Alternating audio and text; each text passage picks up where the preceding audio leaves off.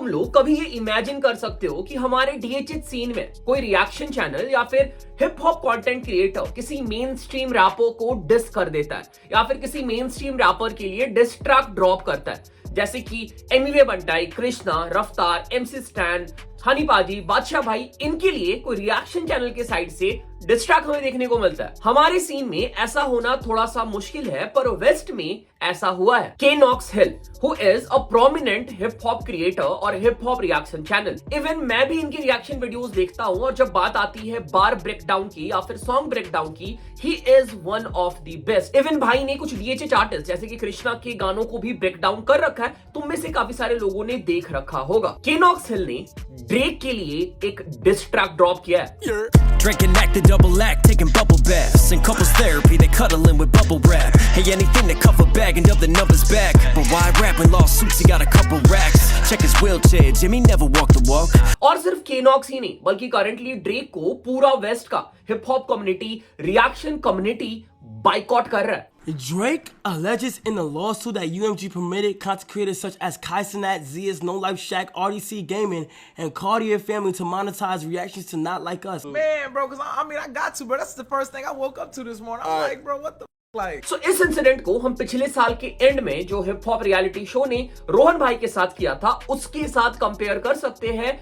Hip hop reality show की जगह यहां पे वही काम ड्रेक ने किया है। सो एग्जैक्टली ये पूरा मुद्दा क्या है? ड्रेक ने ऐसा क्या किया है कि पूरा हिप हॉप कम्युनिटी ड्रेक के अगेंस्ट खड़ा हो गया है और शायद इस डिसीजन से ड्रेक के करियर पे काफी ज्यादा इफेक्ट पड़ने वाला है, क्योंकि रिएक्शन चैनल्स और जो कंटेंट क्रिएटर्स है उनका बहुत ही इंपॉर्टेंट रोल होता है किसी भी आर्टिस्ट के करियर में या फिर किसी भी आर्टिस्ट के गाने को पुश करने में, हिट कराने में। और शायद इसके बाद कभी भी हिप हॉप क्रिएटर्स के साइड से ड्रेक को सपोर्ट देखने को ना मिले। पूरे मैटर को हम समझेंगे इस वीडियो में। And think about how Drake's lawyers are trying to position this whole lawsuit, right? Setting it up as anti-Semitic, setting it up as inciting violence against Drake. And therefore, it doesn't take a genius to go, hang on a second. So UMG is accused of whitelisting and paying these reactors to react favorably to. तो scene ये है कि अपने Drake भैया ने एक law suit file किया है against reaction channels and universal music group UMG. और इस केस में ड्रेक का ये बोलना है कि यूएमजी ने केंड्रिक लमार के diss track not like us को प्रमोट किया है, और साथ में ड्रेक का ये भी बोलना है कि diss track not like us Drake के लिए डेफेमेटरी कंटेंट कैरी करता है। ड्रेक का ये बोलना है कि यूएमजी ने रिएक्शन चैनल्स को ये ट्रैक मोनेटाइज करने दिया। सो अगर तुम लोगों ने ड्रेक और केंड्रिक लमार का बीफ फॉलो किया है तो केंड्रिक लमार ने जब नॉट लाइक अस ड्रॉप किया था उसमें मल्टीपल रिएक्शन चैनल्स ने रिएक्ट किया था। करे भी क्यों ना भाई, व्यूज आ रहा था। फॉरेन रिएक्शन चैनल छोड़ो, इवन डीएचएच क्रिएटर्स को भी अच्छा खासा व्यूज आ रहा था, तो भाई रिएक्शन चैनल्स रिएक्ट क्यों नहीं करेंगे? और उस गाने पे यूएमजी ने, जो कि नॉट लाइक अस की राइट ओन करती है, कोई भी कॉपीराइट क्लेम नहीं दिया। मतलब कि रिएक्शन चैनल्स उस कंटेंट से, नॉट लाइक अस से पैसे बना सकते थे। और ड्रेक का यहां पे ये बोलना है कि इस स्टेप की वजह से वो गाना काफी ज्यादा प्रमोट हुआ। रिएक्शन चैनल्स ने खुल के उस गाने को प्रमोट किया, खुल के उस गाने की तारीफ की, उस पर रिएक्शन बनाया और वो गाना काफी ज्यादा पुश हुआ। Monster on the beat, ho, Debo, any rap nigga, he a freak. और ड्रेक के इस लॉ सूट में कुछ बड़े रिएक्शन चैनल्स का भी नाम मेंशन है, इंक्लूडिंग नो लाइफ सैक। सो ड्रेक के इस लॉ सूट की वजह से एक नया डिस्कशन स्टार्ट हो गया हिप हॉप कम्युनिटी में। एक तरफ कुछ परसेंटेज लोगों का ये बोलना है कि कंटेंट क्रिएटर्स को थोड़ा माइंडफुल होना चाहिए कि वो कौन सा कंटेंट प्रमोट कर रहे हैं, बट मेजॉरिटी लोगों का ये बोलना है कि ड्रेक के इस स्टेप से क्रिएटिव एक्सप्रेशन और ऑनलाइन प्लेटफॉर्म के फ्रीडम को इंपैक्ट हो रहा है, जिससे मैं भी बहुत हद तक एग्री करता हूं। इंट्रो में मैंने रैप रियलिटी शो का एग्जांपल दिया था, एग्जैक्टली जो रोहन भाई के साथ हुआ था। यहां पे वो काम कहीं ना कहीं ड्रेक कर रहे हैं। फ्रीडम ऑफ एक्सप्रेशन या फिर reaction channels, YouTubers, content creators के फ्रीडम को दबाया जा रहा है। और अगर मैं यहाँ पे अपनी ओपिनियन दूं ना, this was L move from Drake. मेरे हिसाब से सबसे पहली चीज, ड्रेक का यहाँ पे केस फाइल करना ही नहीं बनता है against not like us. This is hip hop और ये जो सारी बातें हैं ये एक डिस ट्रैक में बोली गई है।